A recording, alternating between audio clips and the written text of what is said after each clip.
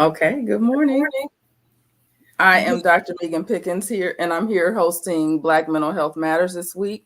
I am here with Dr. Dia Pledger, right? Yeah. As we celebrate World Autism Day, Autism Awareness, and it's the start of Autism Awareness Month. I am a licensed professional counselor supervisor here in Arlington, Texas, and I'm going to tell you a little bit about Dr. Dia. So she is the co-founder and president of Above the Curve Foundation. This is a nonprofit organization for adolescent and adult-led organizations that focuses on the BIPOC community of adolescents and young adults on the spectrum. She co-founded this organization in honor of her son, Michael, who was diagnosed with autism at the age of 3 years old. In addition to the foundation, she is the CEO of DPA Global Consulting and Fledger Publishing Publications. She is the acting vice president at Black Mental Health Matters and the director of the research committee.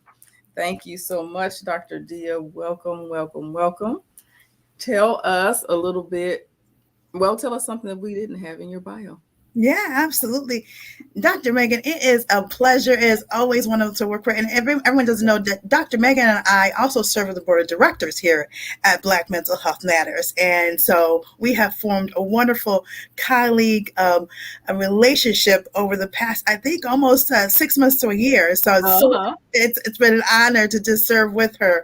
Just a little bit more about what my passion is. My PhD is in IO psychology. So I'm a psychologist that studies workplace. So this kind of hits home for me as well. But one of the things I wanted to share with you today is that I am not just a person that believes in the advocacy of autism, but also a mother of a wonderful young man named Michael. And I'm going to share our book that we have from Michael, if you can see it.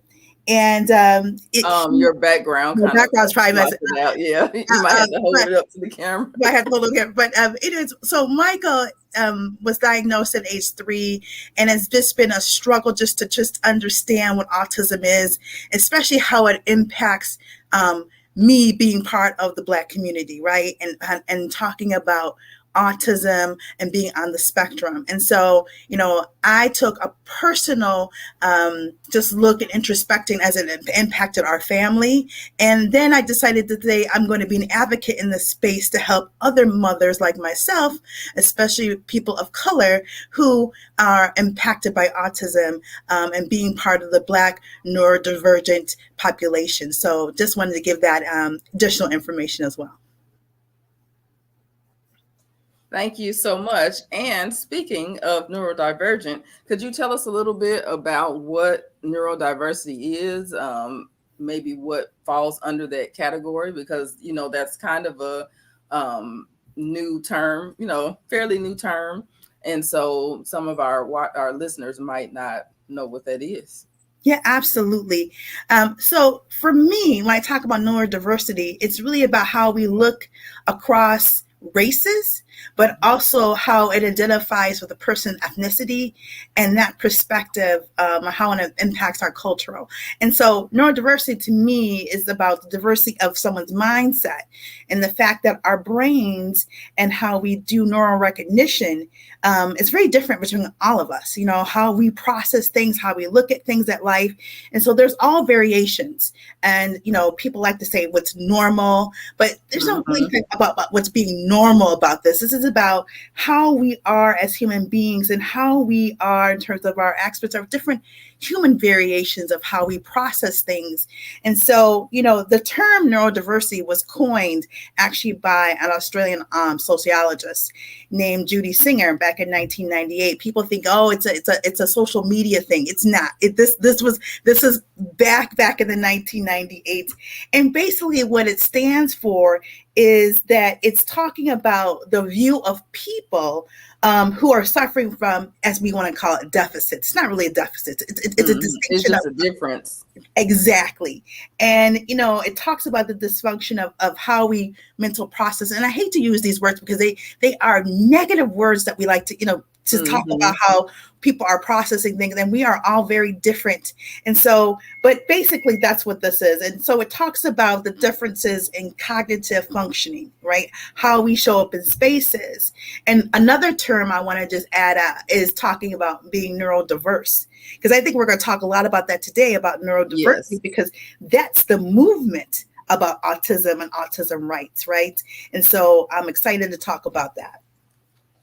Thank you. Yes, when I was doing my research for hosting, I actually looked into more information about World Autism Day because I knew about it, and I actually have people close to me who have children that are autistic, or they may even be autistic themselves. But it said that World Autism Day is the start of World Autism Month. This year is the 15th annual celebration, so I thought that was cool, and their focus is to increase understanding and acceptance of people with autism, fostering worldwide support. So that was kind of what I found out specifically about, this being Autism Month. So why do you think that it's important, even in adulthood, for us to create inclusive workspaces for people who are neurodivergent?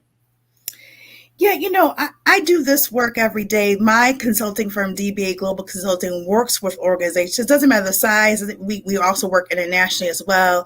And so we work with organizations, talk about diversity, equity, inclusion, and what that looks like. And, you know, I want to talk about just the fact that inclusion is something that's so important, because we're talking about how we show up in places and how inclusive we are in our workplace. Mm-hmm. But also diversity goes hand in hand. And I think there's a lot of challenges that organizations face because they're not ready to talk about these important things that are happening in spaces, because they're not ready to recognize diversity, equity, inclusion, especially the piece of inclusion. Diversity and inclusion affects all industries, all workplaces, no matter the size. And I think right now, the current, if we talk about the business climate, is that diversity is something that we see often, right? That people talk about, like bringing in diverse candidates, bringing in more diversity inclusion initiatives. But most importantly, I think the benefit is having an inclusive environment where we can cast aside our prejudices, our biases in the workplace, and experience each other and all the skills and abilities that we have as human beings. And so I think that's why it's so important to see this in the workplace. And that's the work that I do daily with organizations, to bring it to the forefront, to bring in inclusion, equity, and diversity, so they can understand that there is the return of investment is always there when you're including all people of all backgrounds, especially in the neurodiversity space. I love that answer. And it's very interesting to me, because when you hear talk about diversity, equity, inclusion, or DEI, you never hear about neurodiversity included in that. But that makes absolute sense to me, because it seems like DEI has to be focused on pretty much anybody who colors outside the lines. so that affects, the workplace. So that is extremely interesting, that you said that. So can you give some examples of neurodiversity outside of autism? I kind of looked some up, but I Yeah. think you might have something to Yeah, add to that. absolutely. Like I want to just say that when we talk about neurodiversity, I want to make sure that this is inclusive definition, right? Because that's Hmm. what we're talking about today. And I want to say that when we talk about neurodiversity, it's not just about autism and people on the autism spectrum. It's also Right. about people who have attention deficit disorder, Hmm. dyspraxia, dysplasia. I mean, like there is a number of and also like mental health disorders, anxiety, bipolar, Hmm. obsessive compulsive disorders. I mean, it is encompassing a lot of different other mental disorders as well. But I also want to say that there is what I call neural minorities, which is people who are outside of maybe those definitions of being on the spectrum, but those that Hmm. are actually, just impacted by different things. So, a good example is I hired someone on my team a while ago, and they had suffer from dyslexia. And Hmm. so, we provided supports of how that works. And I think people just don't understand that just because someone struggles with how they read doesn't mean they don't have the abilities to do other things in organizations. And so I think that's really important because, when we talk about someone who's dyslexic who I hired, they have high levels of empathy. They really Hmm. do because they are going through something, and they do see the big picture and the big problems that and able to solve things because they are impacted by having dyslexia. So I think people just have to understand that there's so much more when we talk about neurodiversity in this space, and dyslexia was one of them. But there's so many other conditions like dyspraxia. There was an individual that I worked with another organization who had that. And if anyone doesn't know what dyspraxia is, that's just, you have like these movements that you're unable to control and difficult with balance. And so, but I just want to say that, people who have neurodiversity can make such an impact in your organizations. I think people need to take a step back and change their mindset of how we view each other because we have so many wonderful gifts and abilities and expertise. And doesn't matter the things that we're all facing all some type of challenges. So it's just, one of the things I want to open up.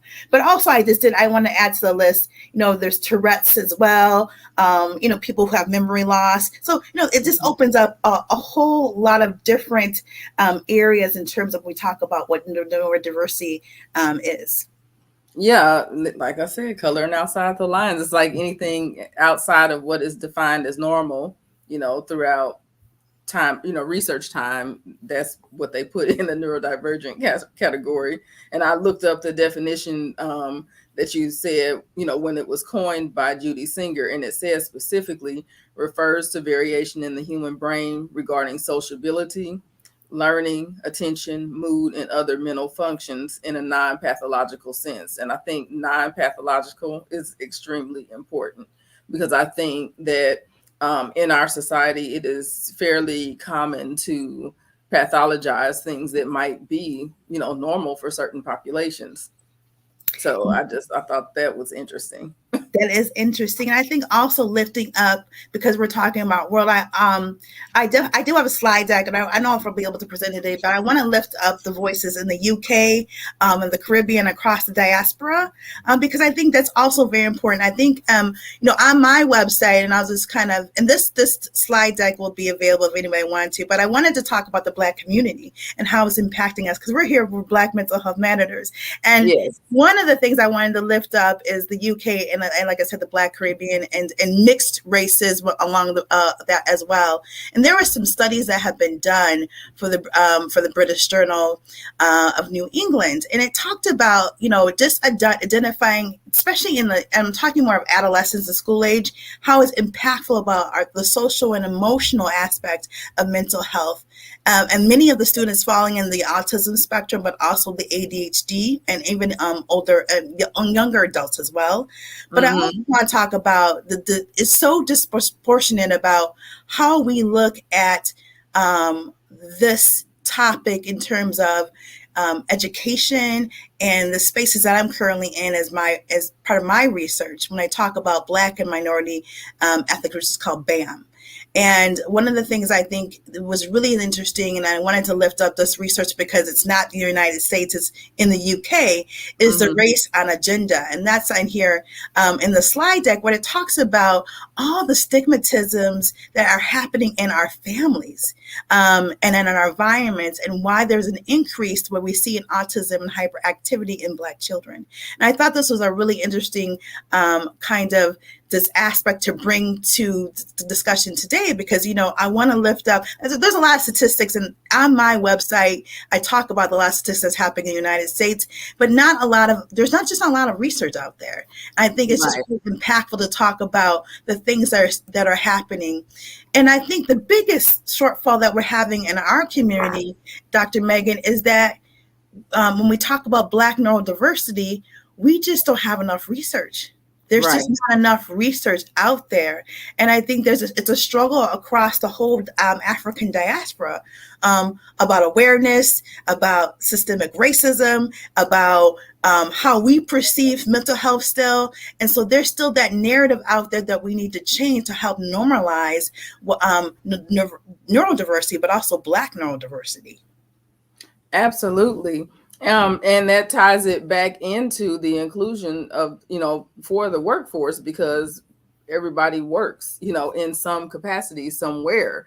What do you think the benefits are of combining this to create a inclusive workforce?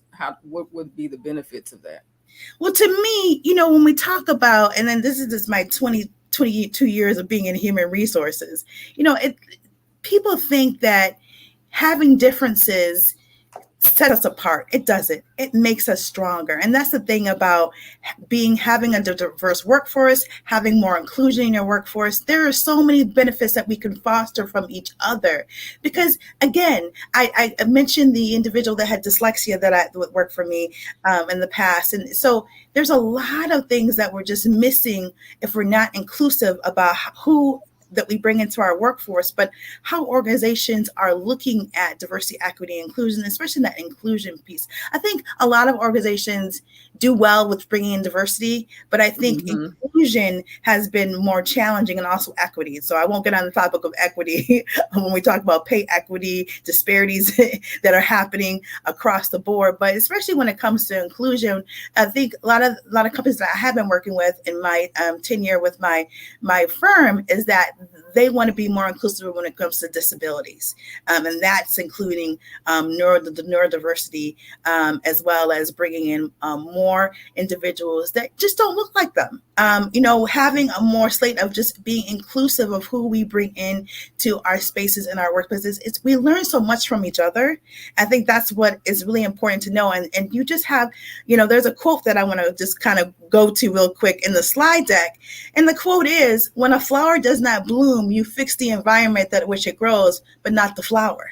So there's nothing wrong with the actual flower. It's just, it's just the fact that the environment sometimes is not able to grow. And so, I think it's important here to understand that we're not here to be all alike. We're not here to be the same, but it's important that we're inclusive of how we look at life and people around us, because we all can contribute. So I think that's one of the things I think is so important to talk about today, because I think people shy away from things that are different. Like, that's just human nature, right? It's something that's different from us. We don't want to bring that into our space, but that's because we lack the understanding and the education. And that's why I'm so glad that we're having this World Autism Day and talking about inclusiveness in the workplace. I agree with that so much. You said so much right there. I had so many different thoughts, and now I'm like, man, I'm over here processing what you said. So what are the challenges that you think are faced in organizations now that I don't know if we're post-pandemic, but we're nearing post-pandemic maybe, but this pandemic has changed the world. So what challenges do you think have been added to, creating an inclusive workspace? I know we only have an hour, so I'm going to make it brief. You know, that's it. I love the fact that you said post pan. Are we post pandemic? Some variant may pop up, and most of the organizations I know and I've been working with are hybrid or remote still. Hmm. I think everyone is struggling. Everyone is struggling. I don't know of any organization or any person in spaces, as we all went through this pandemic and continue to go through this pandemic. It's still a struggle. It's still a struggle to be, some people have coined the, pandemic brain. People have talked about just, feeling more isolated and siloed in the work that they do because they're not with colleagues. I think it's a time now that we understand that people are all struggling and that we need to look more into mental health. And a lot of the organizations that I work with not only want to talk about diversity, equity, inclusion, but they want to talk about, Dr. Dia, how can we get a good corporate wellness plan? How can we bring more mental health to the space and help our employees? I think it shined a brighter light in terms of like how we better deal with like mental health in spaces and how we support each other better. But still, the struggle is real. It is real. And I think that one of the things that I was working with another client this past week, and we were just talking about how to build more inclusive places because most of the staff is still remote. And one of the things we're doing is building a racial equity work group so people can go into these work groups and just feel, there's always a sense of human connectivity that we need, right? We all Yes. need each other, even if it's remote, and this organization happens to be. But it's just really important that, we start to recognize that we all are struggling through different things and in different moments. I think the pandemic just brought a lot to light. But for the Black community, we still face so many disparities we talk about, you know, just the workplace, from not to being able to get our promotions, not to Yes. being able to get the pay that's, of positions. So there's just a lot of things. I think it just, again, I always talk about things being exasperated. I think we Yes. knew the problem was there. It just became more exasperated and more highlighted. But, I, part of what I do in the DEI space is grassroots work. Right? There's no Right. panacea to this, right? There's no solutions. Everyone is trying their best to kind of navigate, steward conversations, bring to light. But there's so much work behind this, and all of this is not just in theory, because diversity, equity, and inclusion is a science, but it's also about how we practice and how we show up for each other.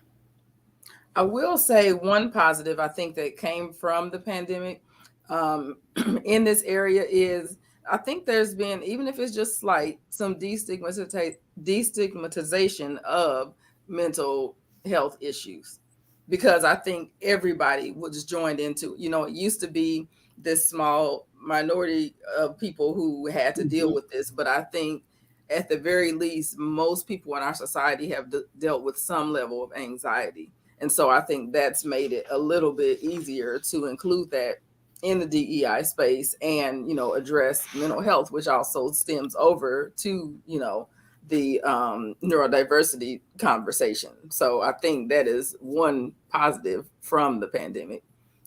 you know, Yeah, absolutely. And you are practicing. I'm not practicing, but I mean, I wonder how it impacted your practice in terms of like, did you at this time, are you getting more and more referrals and clients in the space that are having more anxiety? I'm just kind of interested in your work and your space and what's going on in your practice. yes, absolutely. What I found was that I think well, the first thing that happened in this situation is that we as counselors were experiencing the same things that our clients were at their client level. So that was definitely a new thing. The other thing that happened is, yes, I did have an influx of clients, but we were all online. And so now people are kind of ready to get back to face to face. So now we're moving towards a hybrid model. But like you said, as far as my clientele, I saw tons and tons of anxiety. But the kind of funny thing was that most of my clients who already had anxiety actually did pretty well in the pandemic because they were used to living at at a level of having some kind of anxiety. So who struggled were my people who really had not had any mental health issues or challenges, or they had not really come to the surface. And so they were exasperated by, the pandemic. A lot of people were parents, teachers, chef, maid, all of that, because people were quarantined, and so the whole family was in the house, and most of us were not set up for that. So you have like two parents working in the home office, you have the kids working in schoolwork and all of that. So yeah, there were lots of challenges, lots of trying to figure out how to restructure, how to be hybrid. And now I've kind of been dealing with a little bit of anxiety about going back to work for people. A lot of Mm. people, they first there was anxiety about being at home and how that was going to work. But then, people are used to being in, they consider it a safety thing and not being exposed to the virus and all that. I mean, to the yeah, I guess virus. And so that now people were kind of anxious about being told that they have to go back into public workspaces. So there's been a lot of change, a lot of evolution, a lot of new businesses started because people are not ready to go back, or they saw a need during the pandemic and they built upon it. So that's kind of how it's been affecting my end. Yeah, I can imagine. I at one point during when I started my foundation, Above the Curve Foundation, we had a number of volunteers coming to help us. A lot of them were licensed counselors, social workers, and they have just, for a better lack of words, they are so busy that I haven't been able to have them do any referrals for me, because they're just like, so many things are changing in this space. And Mm-hmm. I wanted to talk a little bit, just a brief plug for Above the Curve. It's not just this foundation was because of my son, but also there was a need in the community where I was seeing a gap of not having services, but also not Mm-hmm. having job opportunities for people on the spectrum, those who are having learning disabilities, or just people in the neurodiversity space. And I thought to myself, that's not right. Like I have a son who's going to be 16. He's not ready to enter the workforce, but I think about all the other parents like myself who are who have children who are aging in the system, and what can we do to help support them gain employment. And so Mm-hmm. part of what we do at Above the Curve is we've kind of, as I'm also the chair of the board, is that we're trying to like bring in other organizations, and especially other companies who are willing to hire our sons and daughters, because Okay, we I love know that that. I think, and that's, I think this, it kind of, over the couple of years that we've started this wonderful organization, it's just about, like, at the end of the day, I can talk about services, I can talk about that, but at the end of the day, I want to make sure that parents like myself have other resources that we can bring to our sons and daughters, in terms of work opportunities. So that's what this is kind of turning into, mentorship. So I wanted to just say and talk a little bit about that as well, because I think that's kind of ties into what we're doing now, is trying to build from my end with my organization a more inclusive workplaces with other organizations, and tying that in, and supplying wonderful, phenomenal students, and just wonderful young adults who are, have these diversity. I say, I always say, they're not challenges, they're gifts. They're Mm-hmm. gifts, right? And bringing them to get the opportunities where they wouldn't have it before. Okay. Thank you for that. So when you were in your raising of your son, did this also spring from some of the challenges that you were facing as far as like getting him help Yes. throughout the way? Yeah. I hear different things about like treatment. I know, of course, there's definitely been a dark side to the treatment, but I'm also kind of wondering about the like what's successful, what helps this population, and also how do people who are business owners who want to hire this population, where does that start? Or is it about education? Is it about exposure, experience? What are your thoughts on that? I know I asked a handful. You did, but I'm tracking and I'm following. In regards to my son, you know, I just want to say that, Michael he's moderately impaired autism. He was nonverbal at age 3. We have worked to progress. He's now at a 6th grade reading level, and believe me, that took a long time to get there. Um, Hey. and so we are giving him some opportunities to go to some workshops. I brought this to talk about like my foundation, but we're trying to also expand that to the special education system. I'm in Chicago, so I won't talk about the education system here, but I'm just saying across the board, we know we need to give um, information out to the public about just neurodiversity, and Yes. just talk more about this in other spaces. But I think what we need more is to have more advocacy in this space.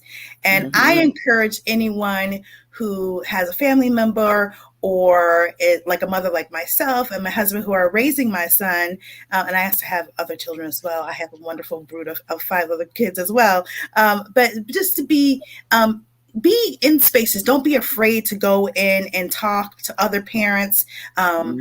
Reach out to us above the Curve Foundation. There's other great organizations out there too, more national. Autism Speaks is another one. And I just started to join a lot of the national organizations and try to join some of their boards as well. To just get a Oh, better good. understanding. So I think that's what it was. And then also just trying to work with the special education. Don't go against the grain, work with them, right? And so I'm just trying to like get the word out at all the time to talk about how we can build a more inclusive just workplaces, but also how can we help our students and our family members in this space. And I think for me, it's a personal matter, but it's Right. also a professional one because I'm in diversity, equity, inclusion all the time. And so what I always do is when I go into any organization, I talk to them about like, so what's your plan for diversity, equity, inclusion? What does that look like for you? Most people are like, Dr. Dia, I don't know. Some people are like, well, we're doing the work, but it's not working. Or we've done a Hmm. thing and it's not working at all and we need to redo it. So I think it's time to re-examine how we are doing this work and being more intentional in these spaces to have platforms like Black Mental Health Matters, and for us as professionals to lead it. And I want to lift up, while we're talking about it, 3 Black researchers. So we have some wonderful Black researchers out there that people don't know about. One is Brian Boyd. He is with, I believe he's with the University of Kansas, and he is doing more work in autism, and especially when it comes to like the autism community. So, everyone, and his take on autism is that the more inclusive we can be, the better we can be as a science. And so I love that quote from him. And then we have Constance Smith Hicks. She is a medical student, and she's also did a lot of research at Johns Hopkins, and she is the current director of the Center of, I think it's called Autism Related Disorders, Kennedy Krieger Institute in Baltimore. And she is doing some phenomenal research in that space as well. And then Damon Fair, who's another one. He's a Yale student, but he's at Augustine University, and a wonderful scholar where he's looking at the studies of the brain and the development of autism and ADHD. So I want to lift it up because what I'm doing in this space is Yes. being the part of the research committee is trying to bring more research to it. I think the more research we have, it's phenomenal that we can go so far in this space, but we have a long ways to go. Definitely. I appreciate that. I have grown to love research, and I understand the importance of us conducting research about us, you Mm. know, and updated research about us because it is now 2020. But at least for me, all the theories that, are the basis of my profession are from the 40s, 50s, and 60s mostly, so we definitely need to update, and we were definitely not reflected in those studies. So we do need to take control of our own research. I'm actually on the committee. I just missed the last meeting, but I'm looking forward to that because I just think it's important. I got you. I got you. I'll send you the notes from the meeting. But, I think it's just really important that a lot of the stuff that we do just in Black Mental Health Matters is how we're rooted in the research and how Yes. important it is to research for our own community. And I think I'm so honored to be a part of the research committee, because I think it's something that's really important, that's needed.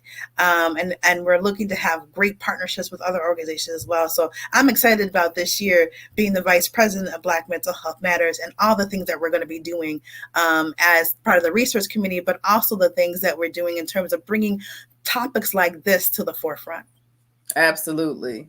What trainings have you led that help, people with including diversity and inclusion in their organizations?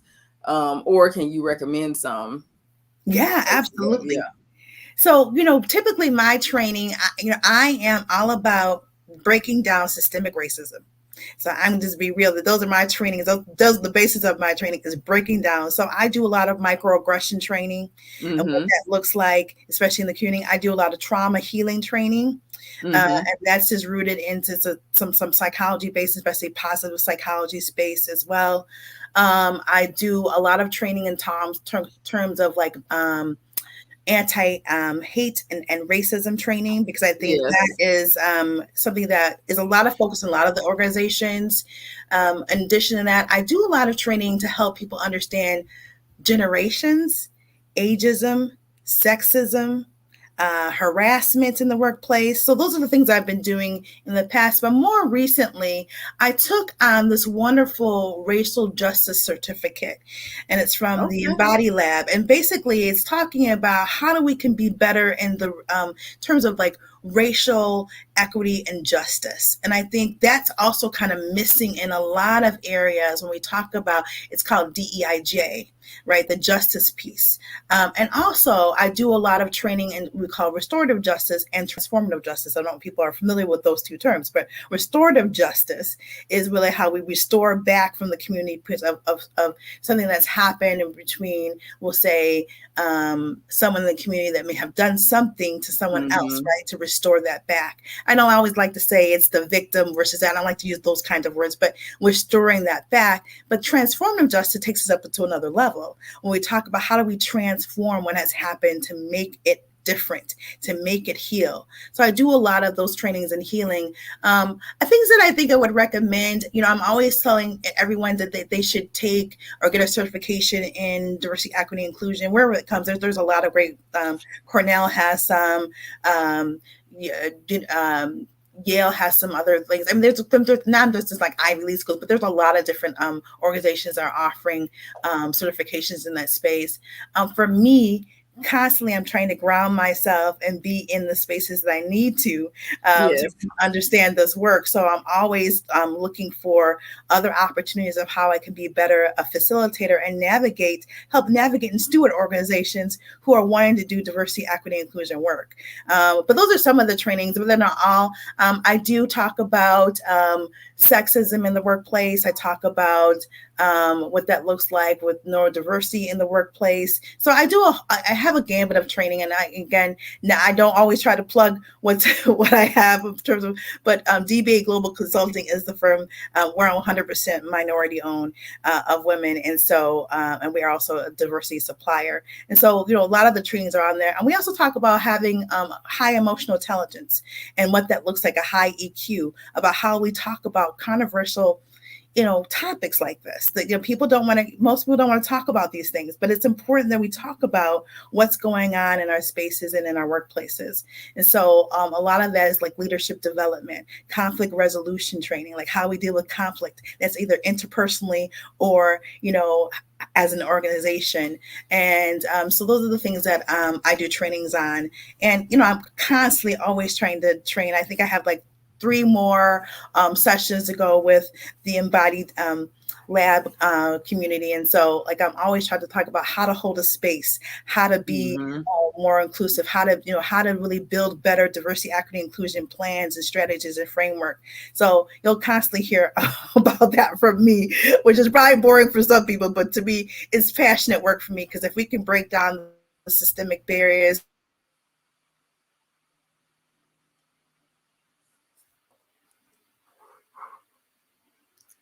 Are you there?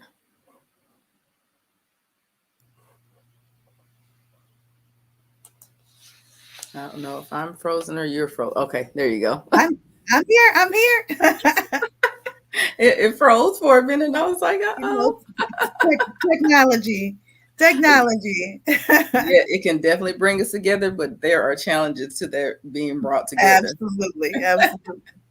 This has been extremely interesting to me. I hope it's been interesting to our audience as well. I love everything you said, and I'm the wheels are turning as you're saying this, and I'm thinking, okay, this is all kind of the same lane that I am kind of moving towards. I'm evolving to, and it's like because I'm just thinking like, how can I, include psychoeducation in workspaces and things like that, so people even know what it is. Because I think because we have such heavy media, such heavy social media, you get information from all kind of places, but I think accurate information is important. And so sometimes it's just about educating, like sometimes people just don't know. And I love what you said, because I do microaggression training here too. That's kind of one of my things. And so there's definitely a difference between a microaggression that you don't know you're doing and one that you know you're doing. Because I think when you know you're doing it, then it kind of switches over to like maybe some covert racism versus, this is just a faux pas and that accidentally microaggress somebody. So I think everything that you're doing is like super interesting. Yeah, And it's I love this. conscious and unbiased, right? Yes, You're exactly.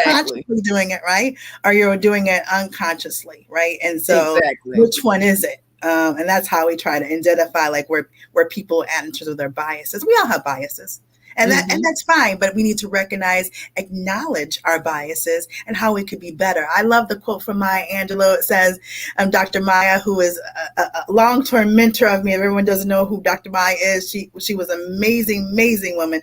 Uh, Man. and I was graced to have her as a mentor while she was alive. And she said, when we know better, we do better. And that is exactly what we need to be doing, is doing better. And so when we know better, and we do better. And so that's what I leave with you and that wonderful quote from Dr. Maya. Thank you so much. I am ready to wrap the show. I've had such a great conversation with you. I don't want to stop. I feel like we could stay here for hours, but of course, we cannot stay here for hours. So, thank you so much for joining us. Could you give us some? I know you gave us a good quote by Maya Angelou. Do you have some last words or some last information that you want to share with us about, what you're doing, about autism awareness, anything you would like to share?